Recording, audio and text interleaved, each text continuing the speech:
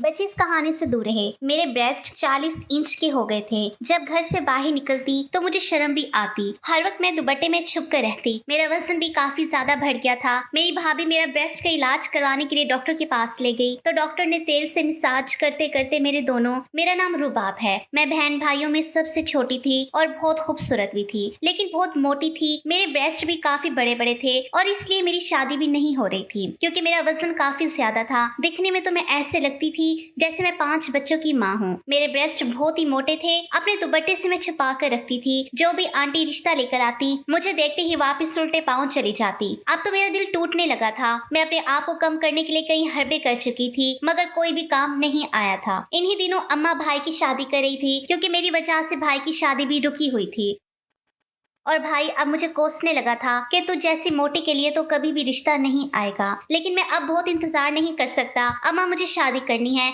इस मोटी की वजह से मेरी भी उम्र निकलती जा रही है। अब तो मैं भाई की बातें सुनकर बहुत रोने लगी थी। मेरे ब्रेस्ट दिन ब दिन बढ़ते ही जा रहे थे, इसलिए मुझसे कोई भी शादी करना नहीं चाहता था। अम्मा ने कहा बेटी की शादी फिर हो जाएगी, अब बेटे की शादी कर देती हूँ। और फिर अम्मा जब भाभी को भी घर लेकर आई तो मैं देखती ही रह गई। भाभी इंतहाई खूबसूरत थी। वो एकदम परफेक्ट थी। वो दुबली पतली थी, गोरी चिट्टी। भाभी को देखकर भाई तो पागल हो गया था। जो भी उन्हें देखता देखता ही रह जाता था। लेकिन मुझे एहसास से कमतरी भी हुआ था। मैं भाभी से कुछ टोटके लेना चाहती थी ताकि मैं भी उन्हीं की तरह परफेक्ट नजर आऊं और खूबसूरत बनूं। थोड़े ही दिनों में भाभी से दोस्ती कर ली। भाभी भी मुझसे बातचीत तो नहीं करती थी, लेकिन मैं उससे इसकी फिटनेस का राज पूछना चाहती थी। कुछ दिन बाद मेरी भाभी के साथ बहुत ही अच्छी दोस्ती हो गई। अब भाभी मुझसे कहती कि तुम भी जल्दी से शादी कर लो। मैं भाभी से पूछती कि मैं शादी कैसे कर लूं। मेरे पास तो ना ही आप जैसी खूबसूरती है, ना ही मेरा वजन कम है और मेरे ब्रेस्ट देखें कितने बड़े बड़े हैं। जो भी मेरा रिश्ता लाता है वो मुझे दूध पिलाती माँ समझकर भाग जाता है। दिन ब दिन ब्रेस्ट का साइज बढ़ता ही जा रहा है, इसलिए कोई भी मुझे नजर भरकर देखता ही नहीं। भाभी बोली इसमें क्या है, मैं तुम्हारा सारा इलाज कर दूंगी। मैं भाभी को हैरान होकर देखने लगी कि भाभी मेरा इलाज कैसे करेगी। क्या मेरे ब्रेस्ट का साइज छोटा हो सकता है? क्या मैं भी आपकी तरह दुबली पतली नजर आऊंगी? भाभी बोली कि हाँ बाबा हाँ, तुम एकदम स्मार्ट नजर आओगी। बस कुछ दिन तेरा इलाज चलेगा, फिर रिजल्ट देखने को मिलेगा। तेरा इलाज पूरा हो जाएगा और तू भी दुबली पतली नजर आएगी। तो अभी बुर्खा पहन, हम डॉक्टर की क्लिनिक चलते हैं। मैं बहुत ज्यादा खुश हो गई। मुझे तो यकीन ही नहीं आ रहा था। आज पहली बार किसी ने मुझे डॉक्टर के पास जाने का कहा था और मेरा इलाज हो सकता है कहा था। वरना सब यही कहते हैं तो रोटी बहुत खाती है, कम कर ले तो ठीक हो जाएगी, वरना ज्यादा खाएगी तो 5 बच्चों की अम्मा लगेगी। भाभी ने बाहर जाकर एक रिक्शा रोका, फिर मुझे उसमें बैठने का कहा और बोली चलो मैं तुम्हें क्लिनिक में लेकर चलती हूँ और वहां जाकर तुम्हारा सारा इलाज हो जाएगा। भाभी की बातें सुनकर तो मैं अपनी खूबसूरती के ख्वाब देखने लग गई थी और मन ही मन में बहुत खुश भी हुई थी। मैं खुशी खुशी भाभी के साथ बैठी। हम तकरीबन आधे घंटे की मुसाफत पर वाकई एक क्लिनिक में पहुंचे थे, मगर मुझे बड़ी हैरत हुई थी कि इस क्लिनिक पर कोई बोर्ड वगैरह नहीं लगा हुआ था, ना ही इसमें ज्यादा लोग थे। मेरे जैसे कुछ लड़कियां वहां बाहर बैठी हुई थी, जबकि कुछ के चेहरों पर बड़े बड़े दाग धब्बे और दाने थे। उनको देखकर मुझे अपना आप काफी बेहतर लगा। थोड़ी ही देर के बाद एक लड़की अंदर आई। वो इन सब औरतों को देखने लगी जो कि इस कमरे में बैठी हुई थी। फिर उसकी नजर मुझ पर पड़ी तो उसने अजीब से अंदाज में मुस्कुराते हुए मेरी भाभी को इशारा किया। भाभी ने भी उससे इशारों में ही कुछ कहा। मुझे देखकर बाहर आ गई। वो औरत मुझे देखकर बहुत खुश हुई। भाभी ने मुझे कहा ये औरत जो भी पूछे तुम सीधा सीधा जवाब दे देना, फिर यही तुम्हें बड़ी डॉक्टरनी के पास लेकर जाएगी और हाँ जो भी तुम्हें मसला है वो इन्हें बता देना ताकि तुम्हारे इलाज करने में आसानी हो। भाभी की इस बात को सुनकर मेरे दिल में फिर से एक उम्मीद जागी थी कि इससे मेरा मसला हल हो जाएगा। लेकिन मुझे क्या पता था कि मेरी किस्मत बदलने वाली है। भाभी तो मेरी जिंदगी बदल के रख देना चाहती थी और भाभी पर भरोसा करके मैं एक बहुत बड़ी गलती करने वाली हूँ। वो लड़की कमरे में लेकर गई। वहां पर भाभी मौजूद नहीं थी। मुझसे कहने लगी तुम्हारे ब्रेस्ट को नापना पड़ेगा और तुम्हारे वजन को तोलना होगा। पता लगाना पड़ेगा कि जिस समय पानी कितना है और चर्बी कितनी। तुम इस बेड पर लेट जाओ, मैं मशीन लेकर आती हूँ। मैं बहुत हैरान हुई, लेकिन भाभी ने कहा था कि चुपचाप इस औरत की बात मान लेना, ऐसा ना हो कि बाद में कोई मसला हो। मैंने फौरन ही बेड पर लेटकर उसके कहने के मुताबिक आंखें बंद कर ली। उसके बाद अल्लाह जाने क्या हुआ, मैं नहीं जानती थी। कुछ ही देर गुजरी थी कि कुछ आवाज सी आने लगी। शायद वो औरत कमरे में दाखिल हुई थी। बस फिर क्या था, मेरी आंखों पर किसी ने पट्टी बांध दी। मुझे बहुत डर लग रहा था क्योंकि भाभी भी आस पास नहीं थी। पट्टी बांधने के बाद मुझे कुछ पता नहीं चला। फिर जब ये पट्टी खोली तो मैं बिल्कुल वैसी की वैसी ही थी। क्या इस तरह करने से मेरा वजन कम हो सकता था और क्या मेरे ब्रेस्ट नॉर्मल हो जाते? मैं यही सोचती रह गई थी। लेकिन मुझ में कोई तब्दीली नहीं आई थी और ये अमल तकरीबन 5 से 7 मिनट का था। अलबत्ता मुझे अपने पूरे जिस्म में जलन सी महसूस होने लगी। मैंने उस औरत से पूछा कि ये क्या था, मेरे साथ तुमने क्या किया है। बोली कि मैंने तुम्हारा अल्ट्रासाउंड किया है। इसमें हैरानगी वाली कौन सी बात है? अल्ट्रासाउंड? मेरे दिमाग में फिर से बातें फिरने लगी। अल्ट्रासाउंड तो उन औरतों का किया जाता है जिनको कोई बच्चे वगैरह का मसला हो, लेकिन मेरा मसला तो कुछ और था। मैं सबसे पहले अपने ब्रेस्ट का साइज कम करना चाहती थी, दिन ब दिन बढ़ता ही जा रहा था, लेकिन यहाँ तो मेरा अल्ट्रासाउंड किया जा रहा था। लेकिन अल्ट्रासाउंड के लिए पेट पर एक खास किस्म का पानी लगाया जाता है और मशीन भी दूसरी होती है। इस औरत ने तो मुझे हाथ तक नहीं लगाया था। फिर ये कौन सा अल्ट्रासाउंड था जो बिना देखे हो गया? मुझे बहुत अजीब लग रहा था। फिर वो मुझे अपने सामने बिठाकर मुझसे बातें करने लगी। बोली कि तुम्हें कब से पता चला कि तुम्हारे ब्रेस्ट का साइज बढ़ने लगा है? तुम खाती कितना हो? मैं सारी बातें जो बोल रही थी वो एक कॉपी पर लिखती जा रही थी। यहाँ तक कि सारी मालूमात मुकम्मल हो गई तो उसने मुझे कहा, अब तुम बाहर आ जाओ और अपनी भाभी को अंदर भेजो। मैं डरते डरते बाहर चली गई। मुझे तो पता नहीं था कि मेरा साइज कम भी हो पाएगा या नहीं। भाभी को मैंने अंदर कमरे में भेज दिया। खुद मैं दरवाजे के बाहर खड़ी हो गई। मुझे दरअसल अजीब लग रहा था कि मैं यहाँ खड़ी रहूं। मैं तभी दरवाजे के करीब जाकर खड़ी हो गई तो मेरे कानों में भाभी और उस औरत की बातों की आवाजें आने लगी। तभी मुझे अंदर से हंसने की आवाज आई तो मैं हैरान हो गई कि भाभी की इस औरत से दोस्ती थी या वो उसे जानती थी पहले से ही, क्योंकि इन दोनों की हंसने की आवाजें बाहर तक आ रही थी। खैर मैं कुछ कर नहीं सकती थी। मेरी भाभी ही मेरा सब कुछ थी। भाभी थोड़ी देर के बाद कमरे से बाहर आई। उनका चेहरा बिल्कुल सपाट था। कहने लगी, चलो जल्दी से घर चलो, अब काफी देर हो गई है, तुम्हारा भाई भी आने वाला होगा। मैं उनकी इस हड़बड़ी को समझ नहीं पाई। मैं उसके पीछे पीछे आ गई, लेकिन मैं भाभी से पूछना चाहती थी क्या मेरा इलाज मुमकिन है, लेकिन भाभी तो इतनी जल्दी में थी कि मुझे मौका ही ना मिला। भाभी ने फौरन ही जाकर सड़क पर एक रिक्शा लिया और उसमें बैठ गई। पूरा रास्ता भाभी ने मुझसे कोई बात नहीं की। वो गुमसुम ही रही, शायद अल्फाज का चुनाव कर रही थी मुझसे बात करने के लिए, लेकिन भाभी के सामने मेरी जुबान भी खुल नहीं रही थी। आधे घंटे में घर पहुंचे। भाभी ने रिक्शे वाले को पैसे दिए और वापस भेज दिया। रिक्शे वाला मुझे बड़ी अफसोस भरी नजरों से देख रहा था। लगता था जैसे उसे सब कुछ मालूम हो, जो मुझे बताना चाहता हो। उसने मुझे आवाज भी दी कि रुकिए, बात सुनिए। भाभी ने उसे झिड़क कर वहां से भगा दिया था। मैं बहुत परेशान हुई थी। मेरा तो दिल चाह रहा था कि मैं भाभी से सारी बातें पूछ लूं, उनसे कहूं कि मैं भाई को बता दूंगी, लेकिन मैं क्या कर सकती थी। मेरा वजन बहुत ज्यादा था और साइज भी बहुत बड़ा था और उसके लिए भाभी ने ही मेरा इलाज करवाना था। जैसे ही हम घर में दाखिल हुए, भाभी मुझसे बात करने के बजाय अपने कमरे में चली गई। मैं भी उनके पीछे पीछे गई कि शायद वो मुझे मेरे इलाज के बारे में कुछ बताएगी, मगर उन्होंने फौरन से दरवाजा बंद कर लिया और मैं बाहर की तरफ खड़ी देखने लगी। काफी देर तक भाभी का इंतजार किया, मगर वो कमरे से बाहर नहीं निकली। मैं इस तरह मुख्तलिफ ख्यालात सोचती अपने कमरे में आ गई। तभी अम्मी ने मुझे बुलाया, कहा कि भाभी तुमको बुला रही है। मैं बाहर गई तो भाभी बहुत खुश लग रही थी। गले लगकर बोली, तू मेरी सबसे अच्छी बहन हो, मैं आज बहुत खुश हूँ, तेरा इलाज तो हो ही जाएगा। भाभी के चेहरे से खुशी के रंग झलक रहे थे। उन्होंने मुझे अपने पर्स से 2000 रुपए निकाल कर दिए और बोली, जो भी दिल करे मेरी तरफ से खा लेना। मैं परेशान होकर बोली, भाभी तुम मुझे मेरे इलाज के लिए लेकर गई थी और अब खाने के लिए मजीद पैसे दे रही हो, ये क्या बात हुई? मेरे पूछने पर भाभी हंस पड़ी। हाय, इसमें क्या बात है, तुम खाना पीना आज कर लो, कल से तुम अच्छी तरह से डाइटिंग कर लेना और मैं तुम्हारा इलाज भी करवाऊंगी। और हाँ, इस डॉक्टर ने मुझे दवा भी दी है, इस दवा से 2 हफ्ते में तुम्हारे पेट की चर्बी पिघल कर खत्म हो जाएगी। और एक ऑयल भी दिया, वो ऑयल अपने ब्रेस्ट को लगाकर अच्छे से मसाज करोगी तो जल्द से जल्द इस मसले से भी निजात पाओगी। भाभी की ये बात सुनकर मैं बहुत खुश हुई। अच्छा, क्या वाकई मुझे तो लगा था कि इसने कोई खतरे वाली बात की है, या यही शायद मैं ला इलाज हूँ, मेरा कोई इलाज नहीं हो सकता। मेरी बात पर भाभी हंस पड़ी और फिर बड़ी ही शैतानी मुस्कुराहट चेहरे पर सजाकर बोली, तुम्हारा इलाज है मेरी जान, बस तुम्हें थोड़ा सा सब्र करने की जरूरत है। भाभी के ऐसे तासुरात देकर मुझे घबराहट महसूस हो रही थी, मगर फिर खामोश हो गई। हमें पता ही नहीं चला कि मेरा बड़ा भाई भी घर आ गया। मैंने और असद ने खूब मजाक किया। हम लोगों ने बाहर से खाना मंगवाया और खाया। सब कामों से फारिग होकर भाभी मेरे कमरे में आई। उसके हाथ में छोटी सी शीशे की बोतल थी। मेरी तरफ देखते ही बोली, यही वो दवा है जो इस डॉक्टर ने मुझे दी है। अगर तुम इस ऑयल को अपने ब्रेस्ट पर लगाओगी तो ब्रेस्ट की चर्बी पिघल जाएगी। मैंने भाभी से कहा, इससे क्या होगा, ये तो बहुत थोड़ा सा ऑयल है। नहीं, इसी से तो असल असर होगा, ये बहुत तासीर वाला ऑयल है। ये कहकर भाभी ने वो बोतल मुझे दिखाई। इसमें खास किस्म का तेल था। भाभी ने मुझे बताया कि इस तेल को ब्रेस्ट पर लगाकर थोड़ा मसाज करके रात भर सो जाना है। तुम्हारा वजन कम होने की वजह से तुम्हारे जिस्म में बहुत सारी तब्दीलियां आना शुरू हो जाएंगी। भाभी की बात सुनकर मैं बहुत खुश हुई। भाभी ने कहा कि ये दवा बहुत महंगी है, मैंने तुम्हारे लिए 15,000 रुपए की ली है, सो इसका एहतियात से इस्तेमाल करना। एक कतरा तेल का डालकर मसाज करना, इससे तुम्हें बहुत ज्यादा मदद मिलेगी। मैं भाभी की बात सुनकर बहुत शुक्रगुजार हुई। फिर भाभी को कुछ याद आया। वो बोली, बात सुनो, तुम इस दवा को लगाने के बाद तुम अपने कमरे में ही रहना, कहीं कहीं इधर उधर मत जाना, इससे नींद बहुत आती है। जी भाभी, मैं कहीं नहीं जाऊंगी, आप फिक्र ना करें, पूरा कोर्स करूंगी। हाँ, बहुत अच्छी बात है, चलो अब मैं चलती हूँ, रात बहुत हो गई है। ये कहकर भाभी मेरे कमरे से चली गई और मैं उस शीशी को देखने लगी जो बहुत ही छोटी सी थी।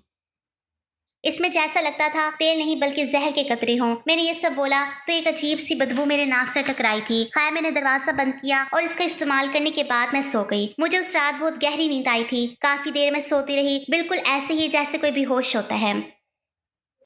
सुबह के तकरीबन 10 बजे अम्मा ने मेरा दरवाजा जोर जोर से बजाया। अम्मा की दस्तक सुनकर मैं भी बहुत ज्यादा डर गई थी, क्योंकि ऐसा पहले कभी नहीं हुआ था।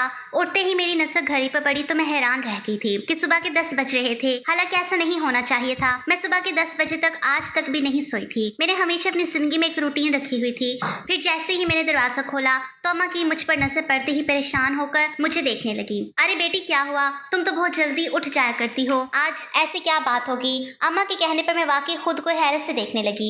मेरे जिस्म से भी बदबू आ रही थी।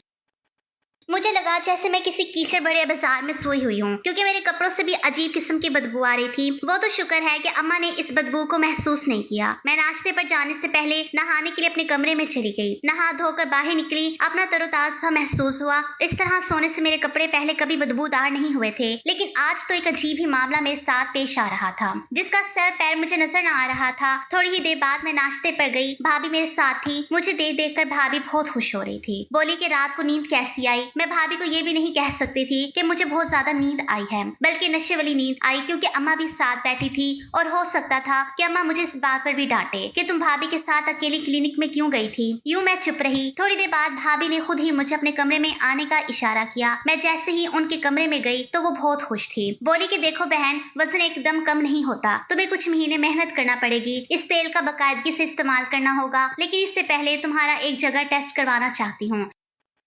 इस टेस्ट के बाद ज्यादा अच्छे से पता चलेगा कि तुम्हें कौन सी दवा की जरूरत है। तुम तो जानती हो तुम्हारा मोटापा खतरनाक हद तक बढ़ चुका है। अब तुम किसी से शादी करोगी तो वो तो तुम्हें अपनी माँ के बराबर समझेगा, क्योंकि तुम्हारा वजन बहुत ज्यादा है। ये बात सुनकर मैं डर गई। मैंने कहा भाभी, आपने जो टेस्ट भी करवाना है मैं आपके साथ चलने को तैयार हूँ, लेकिन खुदा के लिए मेरे मोटापे का कुछ करें। भाभी ने भी डॉक्टरी का कोर्स किया था, इसलिए मुझे उन पर बहुत ज्यादा भरोसा था। भाभी ने कहा कि आज शाम को चलेंगे। शाम को मैं तैयार होगी। भाभी ने इसी तरह एक रिक्शे वाला बुलाया और मुझे लेकर इस क्लिनिक चली गई। मैं इसी वजह से पूरी इत्मीनान थी, क्योंकि मैं पहले भी एक बार यहाँ आ चुकी थी। भाभी बोली तो इसी तरह कुर्सी पर बैठ जाओ, मैं थोड़ी देर डॉक्टर साहबा को लेकर आती हूँ। मैं कुर्सी पर बैठी थी। डॉक्टर साहबा चंद मिनट बाद तशरीफ ले आई। फिर उनके आते ही मुझे पसीने आने लगे और वो बुरी तरह हंसने लगी और कहने लगी स्मार्ट लग रही हो। जबकि मैं हैरान थी कि ऐसा तो किसी ने आज तक नहीं कहा था कि मैं पतली लग रही हूँ। क्या ये लोग मुझे बेवकूफ समझ रहे थे? मैंने देखा उस औरत के हाथ में कपड़े थे जो नई और जदीद तर्ज के लग रहे थे। उस औरत ने वो कपड़े भाभी को दिए। भाभी ने उससे कपड़े लेकर मुझे दिए और बोली जाओ जाके गुस्ल खाने में ये कपड़े तब्दील करके आओ, इसी में तुम्हारा चेकअप होगा। मैंने कपड़े देखे तो वो किसी दुल्हन के जैसे कपड़े थे। लग ही नहीं रहा था कि उन कपड़ों में मेरे चेकअप का कोई बंदोबस्त होगा, क्योंकि ये कपड़े हॉस्पिटल के हरगिज ना थे। मैं हॉस्पिटल के कपड़ों से वाकिफ थी। वो तो पहनने में आरामदाह होते हैं, जबकि ये कपड़े बहुत ज्यादा चमकीले भड़कीले थे। मैं हैरतज़दा निगाहों से भाभी को और उस लड़की को देखने लगी। अरे जाओ पहन कर आओ ना, मैं तुम्हारा इंतजार कर रही हूँ। मेरे पास इतना वक्त नहीं है और भी मरीज हैं। ये कहकर गुस्ल खाने में गई। वहाँ जाकर वो कपड़े तब्दील करके बाहर आ गई। वो कपड़े मुझे पूरे थे, वरना अमूमन मुझे इस तरह के कपड़े कभी पूरे ना आते थे। वो औरत मुझे कपड़े पहनाकर एक कमरे में लेकर गई। मुझसे कहने लगी कि तुम यहीं थोड़ी देर बैठी रहो, और हाँ, तुमने सामने इस शीशे को देखना है, हिलना जुलना नहीं है। मैं उस औरत की हिदायत पर अमल करने लगी। सामने ही बहुत बड़ा शीशा रखा हुआ था जिसमें देख रही थी। यहाँ बैठे मुझे काफी देर गुजर गई थी। फिर आहिस्ता आहिस्ता मुझे नींद तारी होगी। अब मुझे कुछ होश ही ना रहा। जब मुझे होश आया तो मेरा अंग अंग दर्द कर रहा था। मुझसे उठकर बैठा भी नहीं जा रहा था। मेरी पूरी बॉडी ढीली हो चुकी थी। बहुत मुश्किल से मैं उठकर बैठी थी और लड़खड़ाती हुई पाँव से चलकर बाहर आई थी, जहाँ पर भाभी और डॉक्टर ने हंस हंस कर बातें कर रहे थे। मैंने सीधे जाकर उनसे सवाल किया कि या मेरा कौन सा इलाज करे हैं जो मुझे इतनी दर्द हो रही है और मैं बार बार क्यों बेहोश हो रही हूँ। मैं अपनी बात सख्त लहजे में पूछ रही थी, लेकिन भाभी और डॉक्टर मेरी बातें सुनकर एकदम हैरान हो गई। फिर कुछ संभलते हुए भाभी कहने लगी, डरने की कोई जरूरत नहीं है। मेरी जान तुम्हारे जिस्म का थोड़ा सा मसाज किया है, और इसलिए ताकि तुम्हारे जिस्म से चर्बी पिघल कर बाहर आ जाए। ऐसा करने से ही तुम्हारा वजन घट सकता है। भाभी की इस तरह की बातें सुनकर मैं एकदम पुरसकून हो गई। मुझे सिर्फ अपना वजन घटाना था कि मैं भाभी की तरह खूबसूरत दिखूं, इसलिए भाभी की हर बात पर भरोसा करती जा रही थी। लेकिन मुझे उन पर शक भी हो रहा था, लेकिन मैं चाह कर भी उनको कुछ ना कह सकती थी, क्योंकि मैं जानती थी अगर मैं उनसे कुछ भी उल्टा सीधा कहूंगी तो भाभी भाभी मेरा इलाज नहीं करेंगी। इसलिए ये सोचकर मैं खामोश हो गई थी। फिर मैं भारी दिल के साथ घर चली गई थी, लेकिन घर जाने से पहले कपड़े और मेकअप उतार के गई थी ताकि अम्मा को इस बात पर शक ना हो। लेकिन क्लिनिक से जाने के बाद भी मुझे कमजोरी महसूस हो रही थी। मेरे जिस्म में भी काफी ज्यादा दर्द था, जिससे मैं ये बात अम्मा से नहीं कह सकती थी। इतनी ज्यादा मुझे नींद भी आ रही थी, इसलिए कमरे में जाकर फिर से सो गई।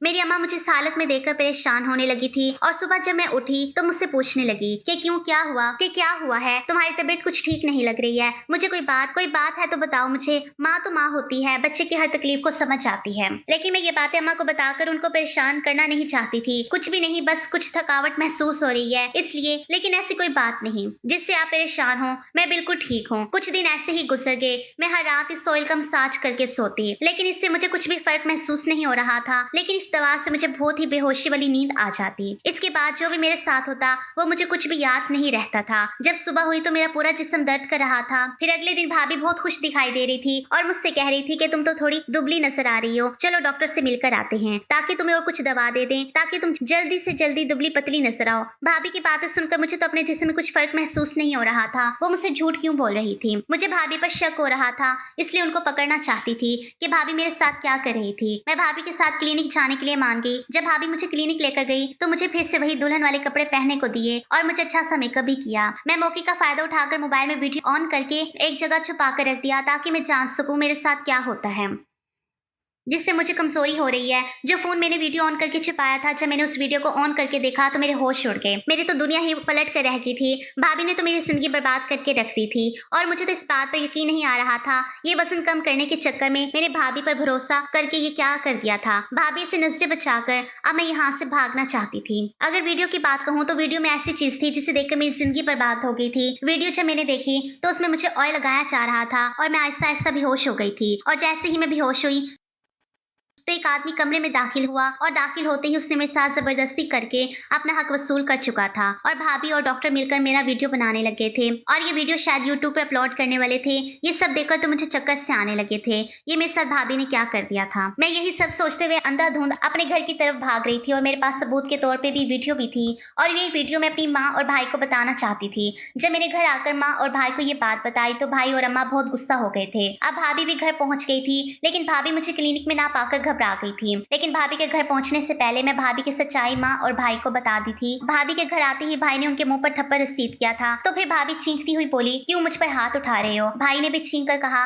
ये तुमने क्या किया है मेरी बहन के साथ? मैं अब तुम्हें एक लम्हे के लिए भी इस घर में नहीं रख सकता, इसलिए मैं तुम्हें तलाक देता हूँ। 3 बार तलाक देने के बाद इतने में पुलिस भी आ गई थी। पुलिस आते ही भाभी को गिरफ्तार करके लेकर चली गई थी और जो भी उसके पास था वो सब पुलिस ने डिलीट कर दिया था। भाभी जिनके साथ मिलकर ऐसा काम कर रही थी, पुलिस ने भाभी की मदद से उनके ग्रुप वालों को गिरफ्तार कर लिया था। मैं वाहिद लड़की नहीं थी जो भाभी ने मेरे साथ ऐसा किया था। मेरी जैसी कई लड़कियां थी जिनकी भाभी ने जिंदगी बर्बाद कर रख दी थी। पुलिस को भाभी लेकर चली गई थी, लेकिन मेरी जिंदगी तो बर्बाद होकर रह गई थी। अब मैं कवारी नहीं थी, अब मेरा कवारापन छीन चुका था। अब कौन मुझसे शादी करता? मैं और अम्मा गले मिलकर फूट फूट कर रोती थी। जो मेरी किस्मत में था वो मेरे साथ हो गया था, इसलिए अपने घर वालों को बताए बगैर कोई भी काम करना नहीं चाहिए था। हर बात अपनी माँ से शेयर करनी चाहिए ताकि आपको जिंदगी जीने में आसानी हो। आज की कहानी आपको कैसी लगी कमेंट करके जरूर बताइएगा और अच्छी लगी तो लाइक और शेयर जरूर कीजिएगा।